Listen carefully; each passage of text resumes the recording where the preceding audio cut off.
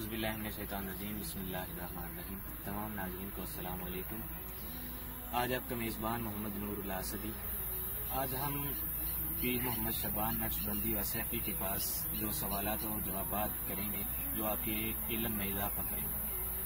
तो आइए चलते हैं पीर मोहम्मद शबान नक्शबंदी के पास जो हमारे सवालात के जवाबात देंगे और हमारे इल्म में इजाफा करेंगे। आज के हमारे मेहमान मोहम्मद शबान नक्शबंदी जो कि हमारे पास मौजूद है। आज हम उनसे सवालात और जवाबात करेंगे इंशाअल्लाह ताला। सबसे पहले हमसे पूछते हैं कि उनका हाल अहवाल क्या है। अस्सलाम वालेकुम। वालेकुम सलाम व रहमतुल्लाहि व बरकातहू। क्या हाल है?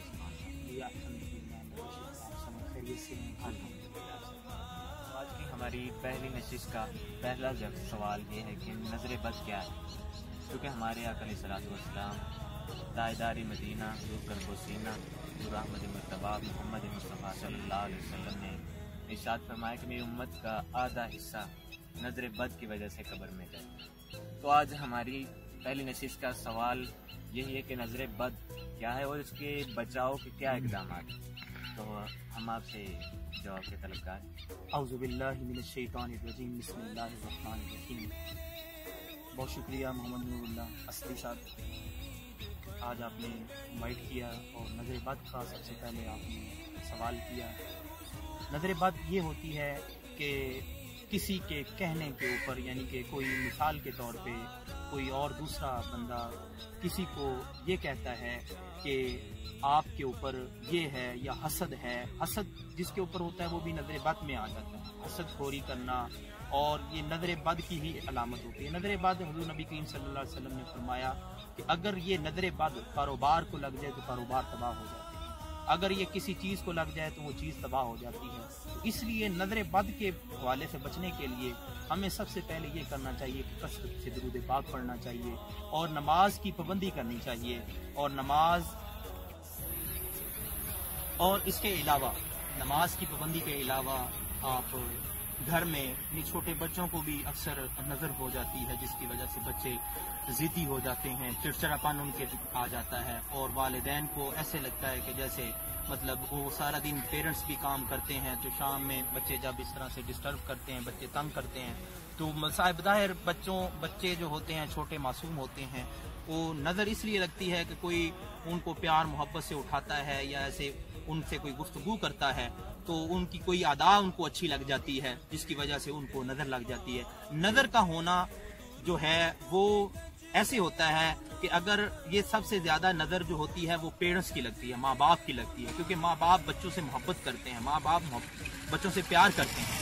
तो इसलिए जब भी आप उनको देखें, उनकी कोई अदा आप उनकी देखें तो उनको माशाल्लाह कहा करें और हर अदा के ऊपर ये ना कहा करें कि आप बहुत अच्छे लग रहे हैं, आप बहुत प्यारे लग रहे हैं। तो इसलिए इससे भी नज़र लग सकती है। तो नज़र से बचने के लिए हमें ये करना चाहिए कि बच्चों के ऊपर कुल शरीफ पढ़कर, चारे कुल पढ़कर और सूरह कौसर पढ़कर उनके ऊपर सुबह और शाम दम किया जाए और जिसकी वजह से नज़र बद खत्म हो। और इसके अलावा आप सूरह फातिहा भी पढ़ सकते हैं। सूरह फातिहा का अमल भी बहुत मुजर्रब अमल है, जिसकी वजह से नज़र बद ख़त्म हो सकती है। अगर कारोबारी मामले में नज़र होती है या नज़र बद हो जाती है तो आप अपने कारोबार में बैठ के सूरह फातिहा का विर्द किया करें और दुरूद व सलाम का कसरत के साथ अदा किया करें। हमारी नशिश का दूसरा सवाल ये है कि जो तालिबे इल्म स्कूल में कामयाब नहीं होते या उनके मार्क्स, उनके नंबर कम आते हैं, तो इस वजह से वालिदैन बहुत परेशान हैं आजकल के, वो डिप्रेशन का शिकार हैं। तो बच्चे भी डिप्रेशन का शिकार हैं। हमें कोई ऐसा वजीफ़ा बताया जाए जो कि वो परेशान ना हो और उनके तालिबे इल्म जो उनके बच्चे हैं वालिदैन के, वो अच्छे कामयाबियाँ हासिल कर सकें और अच्छे मार्क्स लें। बहुत शुक्रिया नूरुल्लाह साहब, ये सवाल बहुत अहम है हमारे लिए कि आजकल बच्चों के भी ऊपर इस तरह के मामलात हो जाते हैं। बच्चे जो है कम ज़हन होते हैं, क्योंकि हर बच्चा एक जैसे ज़हन का माइल नहीं होता, मुख्तलिफ ज़हन होते हैं बच्चों के। तो इसके लिए उनके पेरेंट्स को चाहिए कि जब वो सुबह जाते हैं तो उनके ऊपर जो है वो ایک دعا ہے قرآن پاک میں بھی ہے، رب اشرح لی صدری ویسر لی امری واحلل عقدۃ من لسانی یفقہوا قولی، رب زدنی علما، رب زدنی علما، رب زدنی علما، اے اللہ میرے علم میں اضافہ فرما۔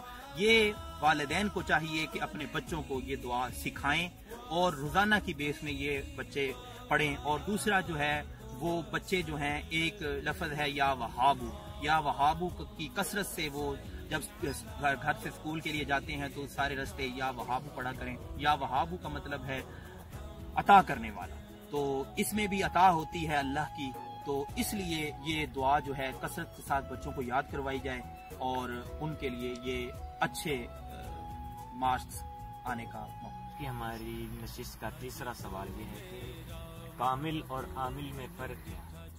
بہت شکریہ محمد نور اللہ صاحب، یہ سوال آپ نے پوچھا، مجھے بہت خوشی ہوئی کہ بہت کم لوگوں کو اس سوال کے بارے میں پتہ ہے، عامل اور کامل کے بارے میں۔ تو عامل جو ہوتا ہے بظاہر جو وہ مخلوق خدا کی عامل بھی خدمت کرتا ہے اور کامل بھی مخلوق خدا کی خدمت میں مشغول رہتا ہے۔ تو عامل اور کامل میں فرق یہ ہے کہ عامل جو ہوتا ہے وہ تعویذات، دم وغیرہ کر کے عوام الناس کی مشکلات میں آسانیاں پیدا کرتا ہے، تو جو کامل ہوتا ہے وہ روح کا اس کے ساتھ تعلق ہوتا ہے، وہ وجدانی کیفیات کے بارے میں اس کی رہنمائی کرتا ہے۔ تو عامل اور کامل دونوں ہی مخلوق خدا کی خدمت میں مشغول رہتے ہیں۔ بہت شکریہ محمد شبان نقشبندی وسیفی صاحب۔ آج ہمارے سوالات اور جوابات کا سیکشن مکمل ہوتا ہے، تو ناظرین آج ہمیں اجازت دیجیے، والسلام علیکم۔